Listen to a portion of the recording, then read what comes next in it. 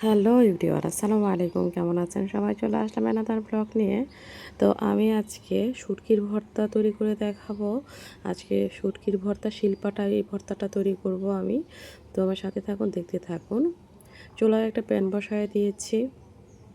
আজকের এই ভর্তাটা তৈরি করার জন্য আমি এখানে নিয়ে নিয়েছি হচ্ছে শুকনা মরিচ, নিয়ে নিয়েছি কতগুলো চাপা শুটকি, নিয়ে নিয়েছি পেঁয়াজ, নিয়ে নিয়েছি রসুনের কোয়া, কয়েকটা রসুনের কোয়া। তো প্রথমে আমি আজকের এই ভর্তাটা শুটকিটা ভেজে নেব। চুলায় একটা প্যান বসায় দিয়েছি, প্যানের মধ্যে দিয়ে দিয়েছি রান্নার তেল, আর এখন দিয়ে দিয়েছি ধুয়ে পরিষ্কার করে রাখা শুটকিগুলো। এখন এই শুটকিগুলোকে মিডিয়াম আঁচে ভালো করে ভেজে নিতে হবে।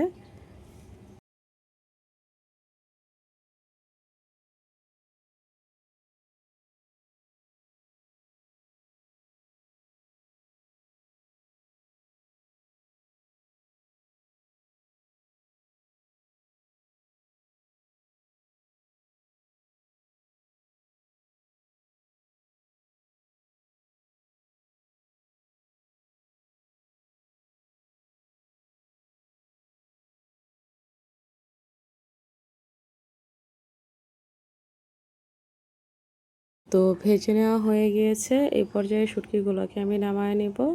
আর যেহেতু ভর্তাটা শিলপাটায় তৈরি করব, তো এখানে হচ্ছে আজকের শুকনো মরিচটা কিন্তু আমি ভাজি নাই, কাঁচাই যে শুকনো মরিচটা থাকে সেই শুকনো মরিচটাকে ধুয়ে এখন হচ্ছে আমি শিলপাটার মধ্যে বেটে নেব।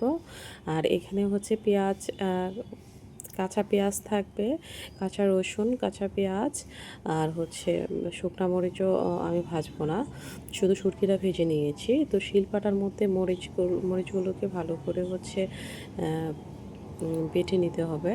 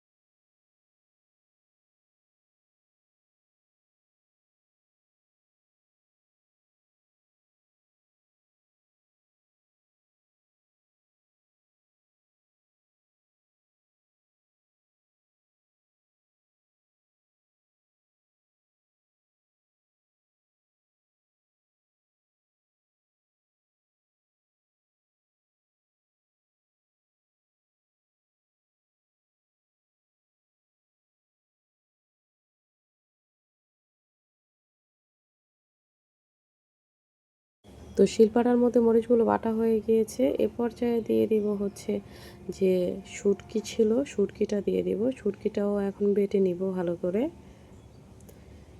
মিহি করে বেটে নিতে হবে। শুটকি বাটা হয়ে গিয়েছে। এ পর্যায়ে দিয়ে দিব হচ্ছে রসুনের কোয়া, আর হচ্ছে পেঁয়াজ, যে ফালি করে রেখেছিলাম পেঁয়াজ, একটা পেঁয়াজকে 4টা খণ্ড করেছিলাম, সেই পেঁয়াজগুলো কেটে নিব এখন।